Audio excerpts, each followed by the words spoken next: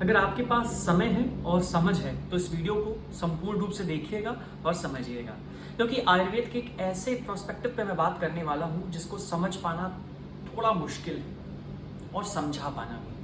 दोस्त, ऐसे बहुत से पेशेंट आपके आसपास होंगे या स्वयं आप वो मरीज होंगे जिन्होंने बहुत से चिकित्सक बदले हैं, बहुत सालों से आप बीमार हैं, अनेक अनेक राय ले रहे हैं, बड़े से बड़ा चिकित्सक औषधियां देता है आपको पर आपको रिजल्ट नहीं आता।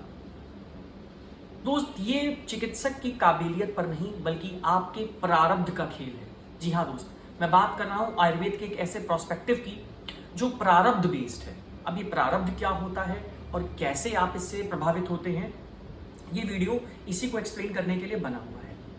जिस प्रकार से महक एक फूल से हवा में जाती है भंवरे के पीछे पीछे, ठीक ऐसे ही सूक्ष्म शरीर, आप जब किसी की मृत्यु होती है तो एक मृत्यु होने के बाद वो सूक्ष्म शरीर दूसरे प्राण में जाता है और आपको एक नया जीवन देता है।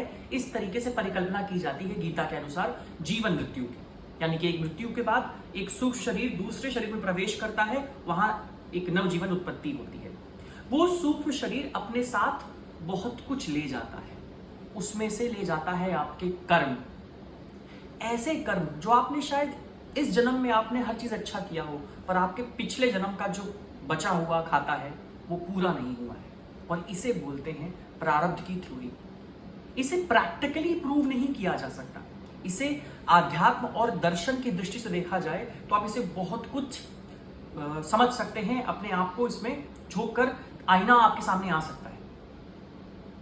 आप अपने आप को इस कर्म की थ्योरी में एक बार झोंक कर देखिए, डुबो कर देखिए, आपके प्रत्यक्ष रूप से आपके सामने वो सारे आंसर दिख जाएंगे। इसीलिए कहा जाता है कि आपको आस्था रखनी आनी चाहिए। आस्था मतलब कि रिलीजियस बेसिस पर नहीं बल्कि स्पिरिचुअल बेसिस पर, यानी कि आपको अपने कर्म हमेशा और हमेशा साफ और सुथरे रखने चाहिए, वाणी से, मन से, फिजिकली।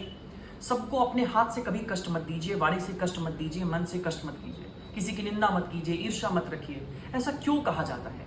ये आपके कर्म को और बेहतर बनाता है और प्रारब्ध यानी जो पिछला कर्म का हिसाब किताब है वो कम होता रहे और आपका इस जन्म का दुख लगातार कम होता रहे। इसीलिए हम अपनी चिकित्सा सूत्र में अक्सर कुछ ऐसी चीजें ऐड करते हैं जो आपके प्रारब्ध को काटने में मदद कर सकता है। वो किसी रूप में हो सकता है, सूर्य की उपासना हो सकती है, चालीसा हो सकती है। अक्सर ऐसे पेशेंट जो बहुत दिनों से परेशान रहते हैं, ऐसा परिवार जो अनेक अनेक परेशानियों से घिरा रहता है, उनके साथ हम इस प्रारब्ध थ्योरी को अप्लाई करते हैं और यकीन मानिए हमें बहुत ही शानदार रिजल्ट्स मिलते हैं। इसीलिए किसी नजदीकी वैद्य के पास जाइए, एक अच्छे वैद्य के पास जाइए, सलाह लीजिए और अपने कर्मों को ठीक करना शुरू कीजिए। वेस्ट इस थ्योरी को कभी समझ नहीं सकता क्योंकि उसे शरीर को देखने का तरीका बहुत ही शैलो है, बहुत ही नैरो है। वो आपको सिर्फ 70 kg का मांस समझता है, पर आयुर्वेद आपको मांस के पीछे शरीर, मन और आत्मा भी समझता है, जो सब कुछ सिर्फ इस जन्म में नहीं आपके पिछले जन्म का भी हिसाब किताब लिए हुए है। सही आयुर्वेद चुनिए अपने लिए, अपनों के लिए। आयुर्वेद सबसे पहले।